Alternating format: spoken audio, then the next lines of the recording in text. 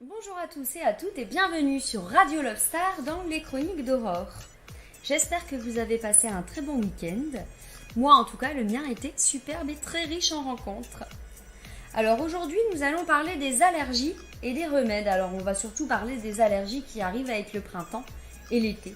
Puisqu'on le sait, en été ou même au printemps, nos petits soucis allergiques pointent le bout de leur nez. Alors on va faire un petit point là-dessus.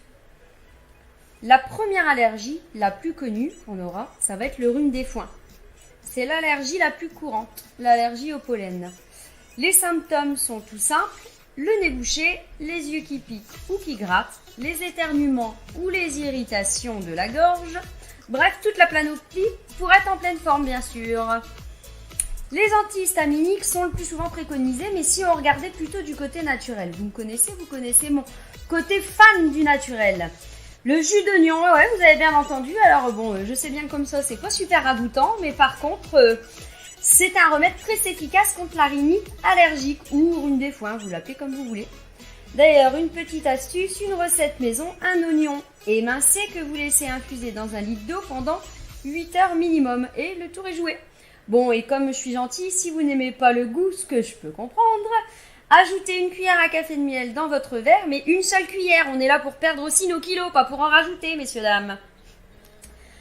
En deuxième position des allergies, on a l'allergie au soleil. Et oui, malheureusement, il y en a. Et malheureusement, j'en fais partie. Elle peut s'appeler aussi la lucite estivale. Elle apparaît en formant des plaques de petits boutons après une exposition au soleil. Alors, il faut savoir que les plus touchées, ça va être les femmes de 15 à 35 ans. Alors, les petits boutons en eux-mêmes ne sont pas graves, mais les démangeaisons, elles, sont vraiment gênantes. Évidemment, je suis pas convaincue que se gratter tout l'été soit super sexy sur les plages. Hein.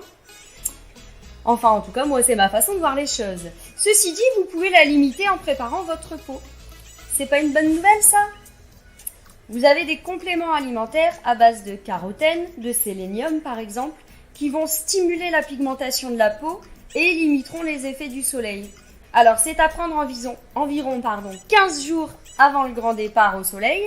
Oui, parce que bien souvent on va le chercher le soleil pendant les vacances. Et une semaine après le retour. Il faut que votre corps continue à prendre ses compléments alimentaires pour finir le soleil en beauté.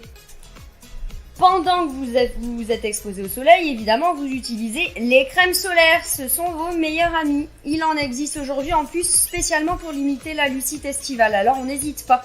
Et s'il est trop tard et que vous vous êtes déjà exposé, eh ben c'est pas grave, vous pensez aux crèmes hydratantes. Pour le côté naturel, je pencherai plus pour la crème d'aloe vera, tout simplement, qui va calmer les démangeaisons à elle toute seule. Du côté des remèdes naturels, d'ailleurs, on pourra utiliser le jus d'agrumes frais. Alors, non seulement c'est bon, mais en plus, c'est une aide précieuse pour les allergies. Bah ouais, comme c'est plein de vitamine C, elle donne de l'énergie au système immunitaire. Et la vitamine C, en plus, c'est un antihistaminique naturel. Alors, pourquoi s'en priver ? Vous mettez un demi-jus de citron et 2 oranges, le tout au frais et hop, le tour est joué. Et en plus, si on ajoute encore une fois une cuillère à café de miel, on protège nos muqueuses nasales. Ça, c'est surtout pour ceux qui ont de la rhinite allergique. Alors on va parler quand même rapidement des effets des huiles essentielles.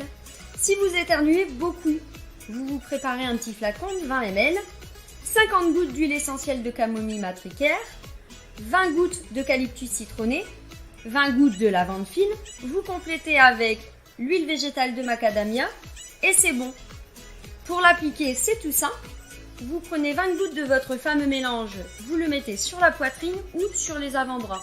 Vous massez jusqu'à ce que le mélange pénètre complètement. Vous faites ça 4 à 6 fois par jour pendant 2 à 4 jours, pas plus. Vous pouvez renouveler l'opération avec une semaine d'espacement. Pour les rhinites allergiques, toujours dans un flacon de 20 ml, vous mettez 38 gouttes d'huile essentielle de camomille matricaire et vous complétez votre flacon avec l'huile végétale de macadamia. C'est la même utilisation donc sur la poitrine ou sur les avant-bras. Et ce mélange-là, vous l'utilisez dès l'apparition des pollens et pendant 1 à 2 mois. Et enfin, je vais terminer sur l'huile essentielle d'estragon. Alors, c'est pas le produit miracle, mais avec une goutte sur un mouchoir en cas de crise, ça peut suffire. Donc, n'hésitez pas. Au vu du prix de l'huile essentielle d'estragon, ça peut valoir le coup d'essayer. Je vais quand même terminer avec un point d'exclamation, surtout pour les huiles essentielles. Ne pas les utiliser sur les femmes enceintes, sur les enfants de moins de 7 ans et surtout pas sur les muqueuses, quelles qu'elles soient, messieurs, dames. Et on va terminer notre émission du jour avec la citation quotidienne, vous me connaissez. La voici. La vie mettra des pierres sur ta route, à toi d'en faire des murs ou des ponts. Voilà, j'espère que cette chronique vous a plu. Je vous souhaite une belle journée et je vous dis à très bientôt dans les Chroniques d'Aurore.